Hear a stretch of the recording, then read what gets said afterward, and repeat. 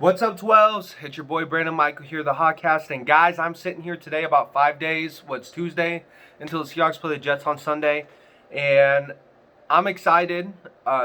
If you would have asked me a couple of days ago if I was excited about this game, I would have said no because I was still getting over that big loss against the New York Giants. But I'm sitting here. It happens. It happened. I want to discuss one of our biggest problems over the past few weeks, our offensive struggles. I want to go ahead and discuss who should we point the finger at, because you can make a case for a lot of players, you can make a case for some coaches, but I just want to go ahead and break it down right now because I feel like there's a lot of confusion, a lot of finger pointing by fans. We're going at each other. I think everyone needs to relax. Even though there's a big panic button, I think our chances of Super Bowl are extremely low. You never know, and you can't give up hope on this team. As long as there's games to be played, then there's a chance. So let's just go ahead and start with that. So I think there are two big problems with this offense right now. Number one, let's talk about the problem that's very sensitive because I know a lot of people are going to get offended if I bring him up, but it's Russell Wilson. And I understand about play calling, blah, blah, blah. Russell Wilson has been a problem, plain out. At one point, he had the same amount of interceptions as touchdowns. What was he, 10-10 with turnovers and touchdowns? It wasn't good. He wasn't able to pick up blitzes. He just didn't look good, missing throws, staying in the pocket too long. And a lot of people are going to point out, well, our offensive line isn't that good. The reason why, I'm getting ahead of myself. The reason why the offensive line looks bad is because, yes, there's been several times where the line has gotten blown up. There was a time where Damian Lewis had to play center and, we lost Brandon Shell, this and that, whatever excuse we want to make. But there are several instances where Russell Wilson is rolling into the sack. He's holding the ball too long. He's hesitating. There's just so many situations where I'm like, Russ, come on, man. You're, 31, 32? You've been in the league for a long time.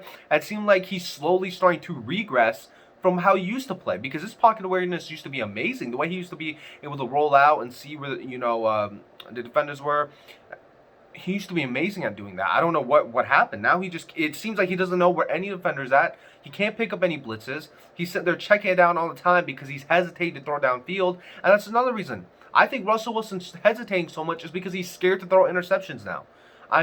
He's just made so many mistakes in the last few games. We saw last game.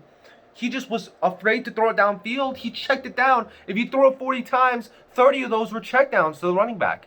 I just don't understand what's going on with Russ. He needs to pick it up now, because I don't know if it's a mental thing or if there's something going on, like injury-wise, but he's just not playing the same. And we need him to pick up, because if not, it's going to be a quick playoffs, because we're making the playoffs. Nothing's ever for sure, but it's looking like we're going to make the playoffs. And if we do, Russ is going to have to be a big part of that.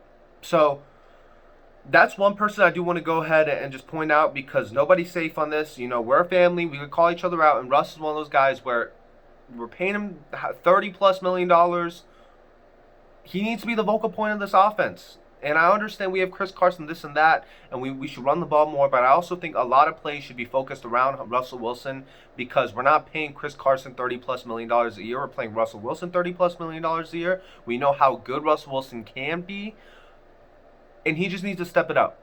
And listen, you have 2 games, Russell Wilson, to really step up your game against the New York Jets and the Washington football team. Now, I understand Washington's been playing better. They just upset Pittsburgh, but still, come on.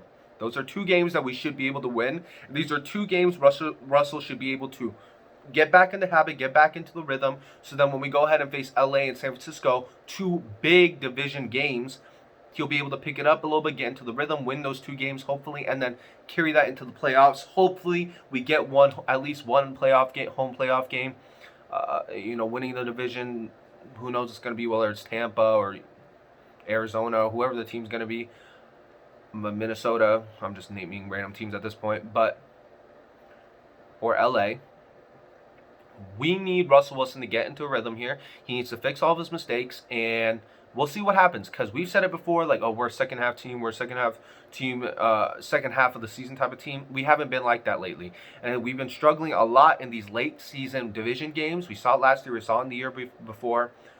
So these last 2 games against the Rams or 49ers are going to be pivotal. I can't wait to see what happens. But I do want to address another part of this offense that does need to be called out, because I think this is one of the biggest things.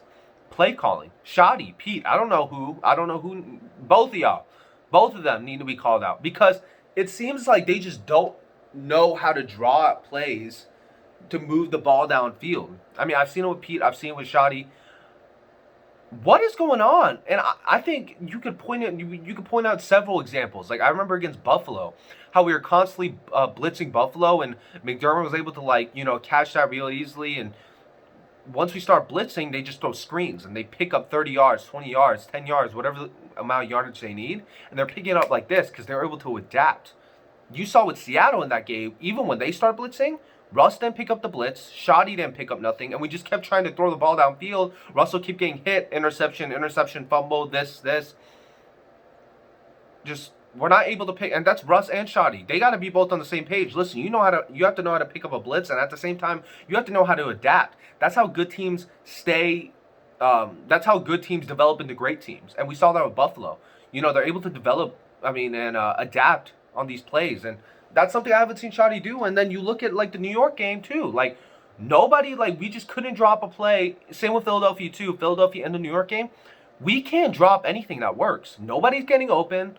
I mean, obviously Russ has some, whenever somebody is open, Russell hesitates a little bit.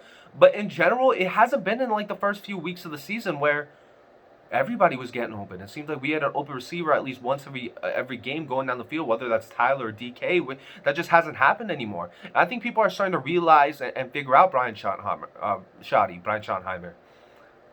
And it worries me. I mean, dude,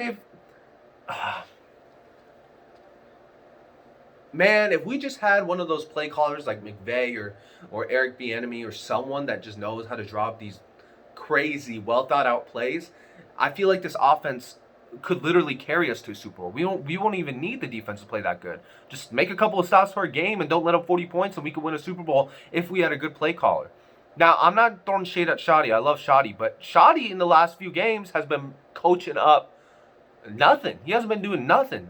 And I think Shoddy and Russ need to get on the same page because, man, dude, I mean, it's coming to the point where the defense is carrying our team.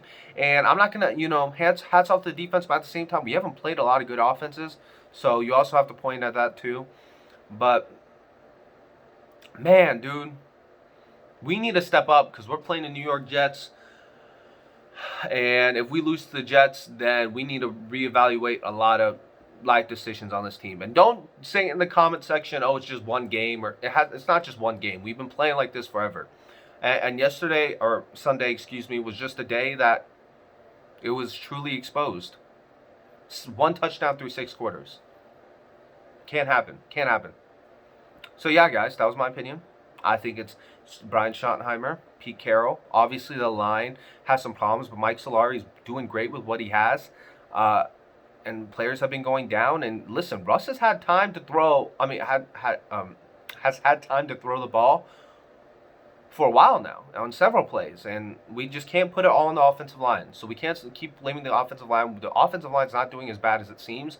It just looks bad because Russell's literally the cause of half of the sacks he takes. So we also got to look at that. But guys, give me your opinion. Who do you blame for on the offense? Do you think it's the receivers not being able to get open? Do you think it's the offensive line? Do you think it's purely on Russ, purely on the play calling? Go ahead, drop on the comment section below. I'm also going to be making another video on what are the Seahawks' current Super Bowl odds. And yeah, guys, hope you guys are staying safe. Go Hawks. Let's beat the Jets this Sunday, and I'll see you guys soon.